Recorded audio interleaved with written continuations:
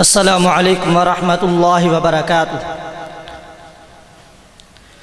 الحمدللہ وکفی والصلاة والسلام علی سید الرسل وخاتم الانبیاء، اما بعد فاعوذ باللہ من الشیطان الرجیم، بسم اللہ الرحمن الرحیم۔ لو انزلنا هذا القرآن على جبل لرأيته خاشعا متصدعا من خشية الله، وقال النبي صلى الله عليه وسلم خيركم من تعلم القرآن وعلمه، صدق الله العظيم وصدق رسوله النبي الكريم۔ اتر کر ہیرا سے سوئے قوم آیا، اتر کر ہیرا سے سوئے قوم آیا، اور ایک نسخہ کیمیا ساتھ لایا۔ وہ بجلی کا کڑکا تھا یا صوت ہادی، عرب کی زمین جس نے ساری ہلا دی۔ سامعین محترم، میرے عزیز طالب علم بھائیوں، آج میں اس پروگرام میں عظمت قرآن کے موضوع پر لب کشائی کرنا چاہتا ہوں۔ دعا ہے رب لم یزل مجھے حق اور سچ کہنے کی توفیق عطا فرمائے۔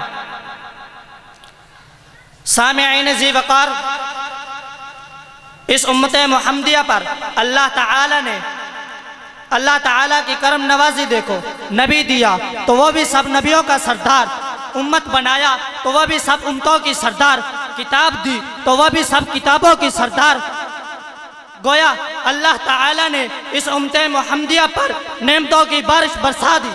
سامعین ذی وقار، قرآن وہ عظیم و شان کتاب ہے جس کو آپ صلی اللہ علیہ وسلم کا سب سے بڑا معجزہ کہا جاتا ہے۔ اس عظیم و شان کتاب نے کفار و مشرکین کو ہرا دیا، تھکا دیا، بچھاڑ دیا۔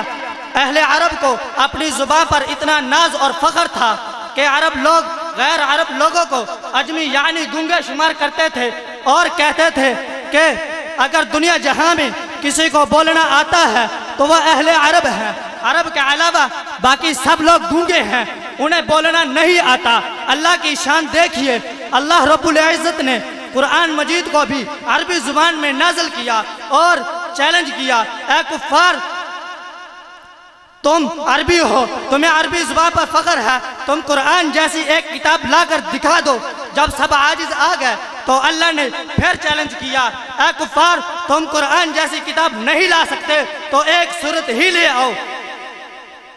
کفار ایک سورت بھی نہ لا سکے تو قرآن نے پھر چیلنج کیا، اے کفار، تم قرآن جیسی ایک کتاب نہیں لا سکتے، تم قرآن جیسی ایک سورت نہیں لا سکتے تو کم از کم ایک آیت تو قرآن جیسی لا کر دکھا دو۔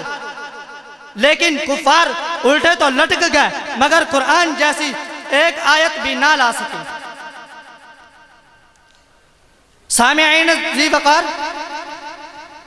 قرآن وہ عظیم و شان کتاب ہے جو الفاظ میں بھی اعلیٰ، معنی میں بھی اعلیٰ، فصاحت میں بھی اعلیٰ، بلاغت میں بھی اعلیٰ، اسلوب میں بھی اعلیٰ، ترتیب میں بھی اعلیٰ، احکام میں بھی اعلیٰ، واقعات میں بھی اعلیٰ، امثال میں بھی اعلیٰ۔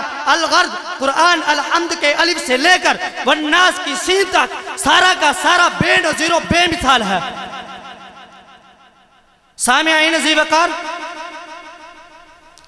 قرآن ہر شعبے میں ہماری رہنمائی کرتا ہے۔ قرآن عبادت میں بھی ہماری رہنمائی کرتا ہے، تجارت میں بھی ہماری رہنمائی کرتا ہے، معاملات میں بھی ہماری رہنمائی کرتا ہے، خوشی میں بھی ہماری رہنمائی کرتا ہے، غمی میں بھی ہماری رہنمائی کرتا ہے، صحت میں بھی ہماری رہنمائی کرتا ہے، بیماری میں بھی ہماری رہنمائی کرتا ہے۔ الغرض قرآن ایک مکمل ضابطہ حیات ہے۔